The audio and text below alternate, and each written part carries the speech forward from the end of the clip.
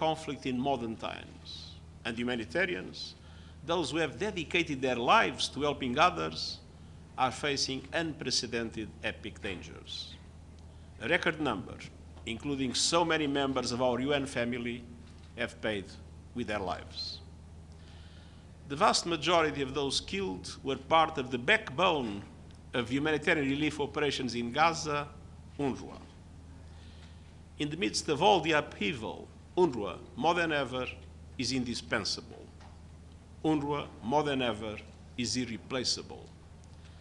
That is why I've written directly to Israeli Prime Minister Benjamin Netanyahu to express profound concern about draft legislation that could prevent UNRWA from continuing its essential work in the occupied Palestinian territory. Such a measure would suffocate efforts to ease human suffering and tensions in Gaza and indeed the entire occupied Palestinian territory. It would be a catastrophe in what is already an unmitigated disaster. Let's be clear in practical terms what such a measure would mean. Operationally, the legislation will likely deal a terrible blow to the international humanitarian response in Gaza. UNRWA's activities are integral to that response. It's not feasible to isolate one UN agency from the others. It would effectively end coordination to protect UN convoys, offices and shelters, serving hundreds of thousands of people. Without UNRWA, the delivery of food, shelter and health care to most Gaza's population would grind to a halt. Without UNRWA, Gaza's 660,000 children would lose the only entity that is able to restart education, risking the fate of an entire generation. And without UNRWA, many health, education, and social services would also end in the occupied West Bank, including East Jerusalem. If approved, such legislation would be diametrically opposed to the UN Charter and in violation of Israel's obligations under international law. National legislation cannot alter those obligations. And politically, such legislation would be an enormous setback to sustainable peace efforts and to a two-state solution, fanning even more instability and insecurity. This draft legislation comes at a situation in which Gaza is in a death spiral. The latest developments in the north are especially dire. We are witnessing a clear intensification of military operations by Israel. Residential areas have been attacked, hospitals ordered to evacuate, and electricity cut off, with no fuel or commercial goods allowed in. Around 400,000 people are being pressed yet again to move south to an area that is overcrowded, polluted, and lacking the basics for survival. Consider the situation for a family in the Jabalia refugee camp in the north. They were ordered to leave their homes in October 2023. Active operations subsided, and they returned. They were once again ordered to evacuate in December 2023. Active operations subsided, and they returned. They were ordered again to evacuate in May 2024. Active operations subsided, and they returned. And just these months, they were once again ordered to evacuate. The conclusion is clear. There is something fundamentally wrong in the way this war is being conducted. Ordering civilians to evacuate does not keep them safe if they have no safe place to go, and no shelter, food, medicine, or water. And no place is safe in Gaza, and no one is safe. International law is unambiguous. Civilians everywhere must be respected and protected, and their essential needs must be met, including through humanitarian assistance.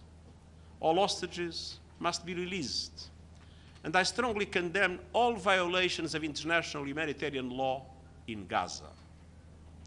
Meanwhile, southern Gaza is overwhelmed. Supplies are running low, and Israeli authorities are only allowing a single unsafe road for aid from the Kerem Shalom crossing, where humanitarians face active hostilities and violent armed looting, fueled by desperation and the collapse of public order and safety. I've warned for months of the risks of the conflict spreading, and the Middle East is a powder keg with many parties holding the match. The situation in the occupied West Bank is boiling over, and now in Lebanon, attacks including on civilians are threatening the entire region. Over the last few days, exchanges of fire between Hezbollah and others in Lebanon and the Israel Defense Forces have intensified across the blue line in total disregard of Security Council Resolution 1701 and 1559. Large-scale Israeli strikes deep into Lebanon, including Beirut, have killed more than 2,000 people over the last year and 1,500 in just the past 2 weeks alone. The toll has already surpassed the 2006 war in Lebanon. Attacks by Hezbollah and others south of the blue line have killed at least 49 people over the last year. Lebanese authorities report over 1 million people have been displaced in Lebanon and 300,000 people have fled into Syria. Over 60,000 people remain displaced from northern Israel. Recently, the IDF started incursions across the blue line. We are on the verge of an all-out war in Lebanon with already devastating consequences. But there is still time to stop. The sovereignty and territorial integrity of all countries must be respected. And members of our own peacekeeping force in Lebanon, UNIFIL, continue to carry out their mandates to the extent possible. The mission relies on full compliance by all parties. And I want again to express my gratitude and admiration to our peacekeepers and troop-contributing countries. The men and women of UNIFIL are serving in what is today the most challenging environment for peacekeepers anywhere. All actors must ensure their safety and security, and we must do far more on the humanitarian front. The $426 million humanitarian aid appeal for Lebanon is only 12% funded. I urge donors to step up.